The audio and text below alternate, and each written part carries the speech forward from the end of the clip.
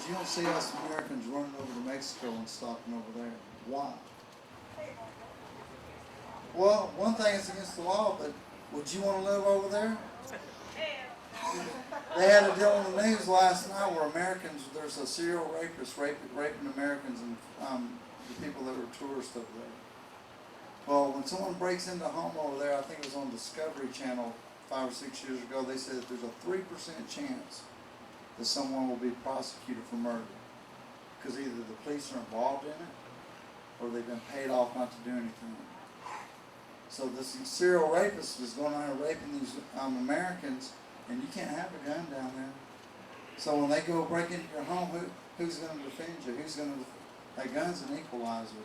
So just for that one reason alone, for my wife to be able to protect herself, that's another good reason for staying here. But we need to,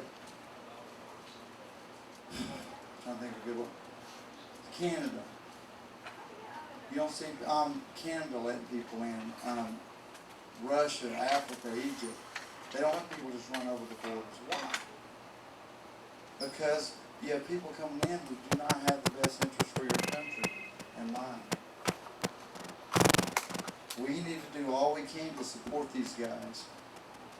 Make sure you give them your number so they can help to keep us informed and so we can be eternally vigilant. We can keep informed and know what we need to do and what's going on, because a lot of us are busy in our everyday lives trying to make a living and put food on the table.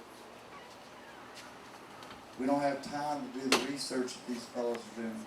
So we need to make sure that we keep in contact with them so we know what's going on behind the doors. I appreciate y'all listening to me. I hope I didn't hurt your ears, and I'm sure y'all feel like y'all are in church, been sitting here so long. But thank you a lot. Thank you, Monty.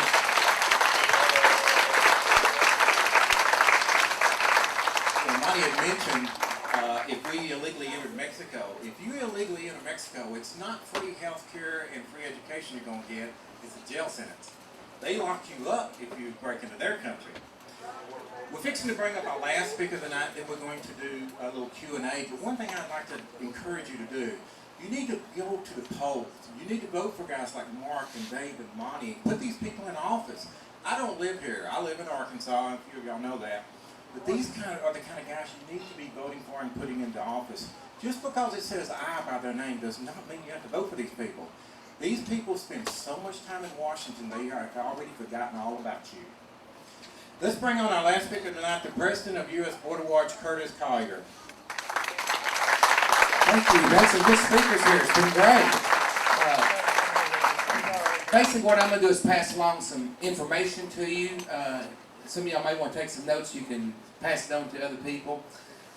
Illegal aliens in this country work for cash. They don't pay taxes on that cash. They do pay sales tax for the purchase of them, but they do not pay beneficial taxes on that. Murder warrants that's outstanding are for illegal aliens. 2 out of 3 of all births in California are those of illegal aliens. 25% of all illegal aliens in California detention centers are from the Republic of Mexico. The FBI reports that over half the gang members in Los Angeles are illegal aliens, and 60% of all occupants of the housing urban development properties are illegal aliens. And in 1997, so this is nearly 10 years ago, the cost to the American taxpayer was $70 billion a year, and 29% of all inmates in federal prison are illegal aliens. I got a country of origin of any illegal alien that entered this country. And if we did that, there would be none here. The world will allow you as an immigrant to their country, even if you enter it legally, will allow you to own property in that country. Very few countries will allow you to get involved in their politics. And if you go to Mexico, even if you become a Mexican citizen, you will never. I would love to see this put forth in anywhere else in the world, because it just would not be a case that would pass at all.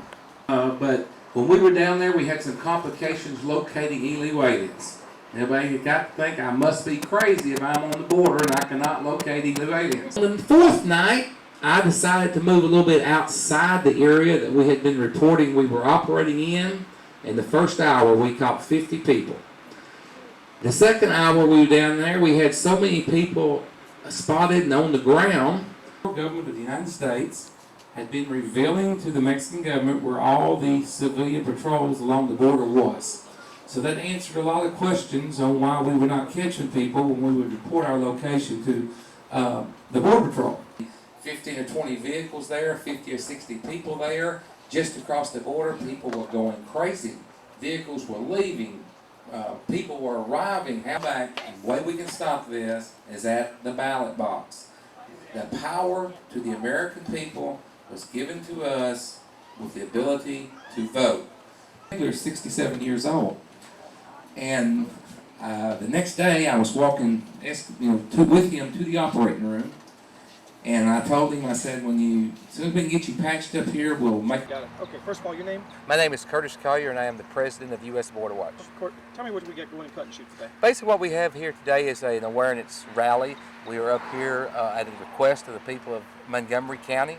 We had a number of requests to our 1-800 number and website because of the immigration issue that's up here and the number of illegal aliens in the community.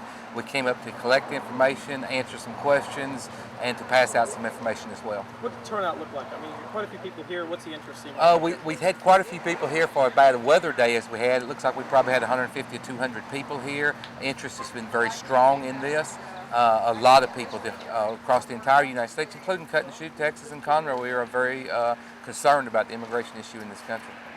And what does it look like? You going back down anytime soon again? Or? We will be back on the border on a full operation in October, which is something we do from October and April, but we'll be down there doing recon in the next few weeks as well. Okay. All right.